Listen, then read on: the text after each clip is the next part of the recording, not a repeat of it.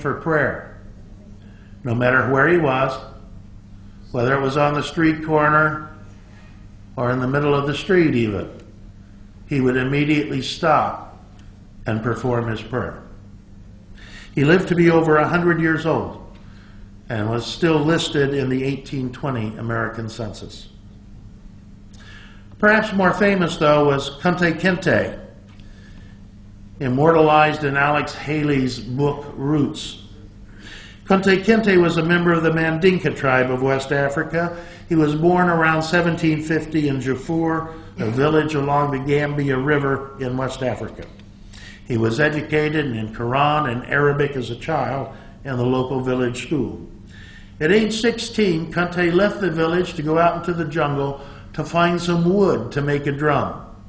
And at that point, he was captured by slave traders, taken to the coast, and transported to America on the Lord Ligonier. He arrived in Annapolis, Maryland on September 29, 1767. To give you an idea of the horrors of what is called the Middle Passage, the journey from Africa to the Americas that the slaves had to endure. On Kunta Kinte's ship, 30% of the enslaved Africans died during that crossing of the Atlantic. 30%. Well, now that he's in America, Kunta Kinte was sold at auction to John Waller of Spotsylvania County, Virginia, and was given the slave name of Toby. Kunta, however, was a proud person, and he didn't take to slavery very easily, and he repeatedly attempted to escape, being caught each time. Finally, after his last attempt to escape, in order to keep him from running away again, his owner amputated his foot. He was then sold to Dr. William Waller on September 6, 1768. He later married and fathered one child, a daughter, Kizzy. We know that Kunta Kinte continued his prayers throughout slavery and that he taught the basics of Islam to his daughter.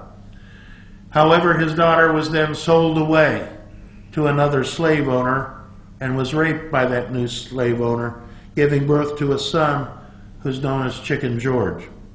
Photos of Chicken George, taken late in his life as an old man, show him wearing a thobe and a kufi. The Islam of Kunta Kinte, despite the horrors and hardships of slavery, had managed to survive to his grandson.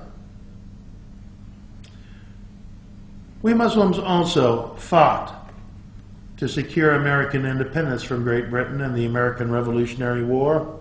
Consider the case of Yusuf bin Ali, also known as Joseph bin Ali, who was a Muslim from Arab stock in 18th century Africa. He was found wandering in the American wilderness by General Thomas Sumter shortly before the outbreak of the American Revolutionary War. And when that war began, Yusuf was one of the very first to volunteer for General Sumter's brigade. Throughout the entire length of the Revolutionary War, Yusuf served as a scout for Sumter's brigade and later settled down in Sumter County, South Carolina. Yes, we Muslims fought to gain American independence in the first place. And a few years later, we stood armed and ready to defend the American coastline from British invasion in the War of 1812. Consider the case of Bilali Muhammad, a Muslim from the Fulbe tribe of Timbo in Guinea, West Africa. Muhammad was educated in Arabic and Quranic studies in West Africa and may well have been in training to become an imam. Around 1802, he landed in Georgia as an enslaved African, and he was purchased by Thomas Spaulding of Sapelo Island, Georgia. Now, Bilali must have been an extraordinary man. Within the hierarchy of slavery in the American South, there weren't very many steps. You know, the lowest rung on the totem pole was working out in the fields. This was hard, back-breaking work, and around 1800, the average life expectancy of a slave working in the fields was only 15 years. People were literally worked to death.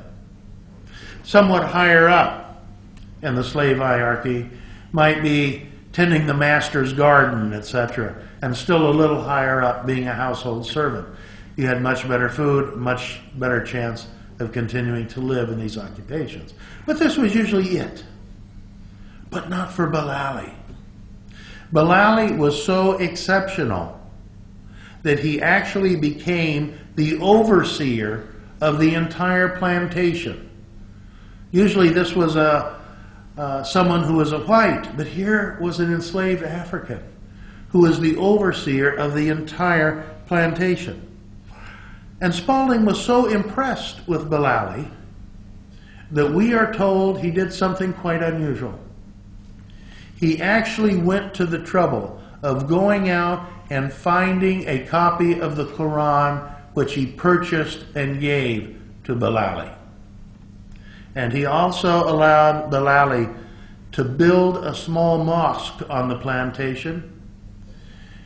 Apparently the first mosque built in the United States of America, sometime in the first 2 decades of the 19th century.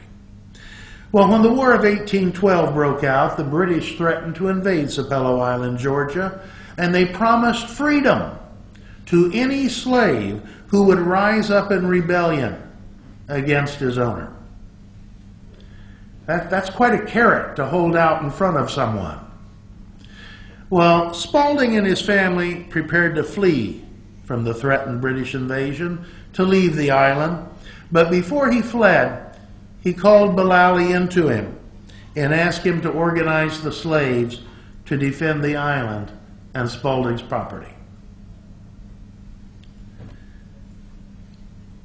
Bilali said that he could make no promises for Spalding's non-Muslim slaves, but he promised that every Muslim slave would fight to the death to preserve Spalding's property.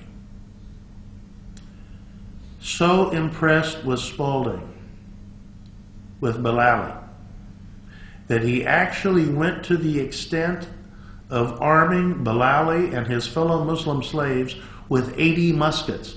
To my knowledge, the only time in American history in which a slave owner dared to give guns to his slaves. This is how exceptional the character of Bilali Muhammad was. His word was his bond.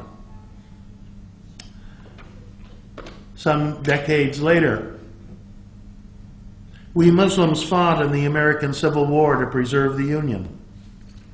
Consider the case of Muhammad Ali ibn Said, who was born around the year 1833 in what is today Nigeria.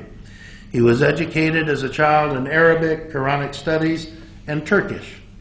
At age 16, he was captured and enslaved, and then was repeatedly sold and resold many times, both in Africa and the Middle East. Eventually, he became the slave of a wealthy Russian. And with that Russian, he traveled throughout Russia, Persia, Georgia, Poland, Austria, Germany, Belgium, Switzerland, Italy, France, and England. So quite a world tour. Finally, in England in the year 1859, the Russian emancipated Muhammad, gave him his freedom. And at that point, Muhammad traveled to the Americas as the paid servant of a Dutchman, and for the next 2 years traveled throughout the Caribbean, Canada, and the eastern United States. In 1862, Muhammad crossed the border from Canada to Michigan and became a school teacher in Detroit, Michigan.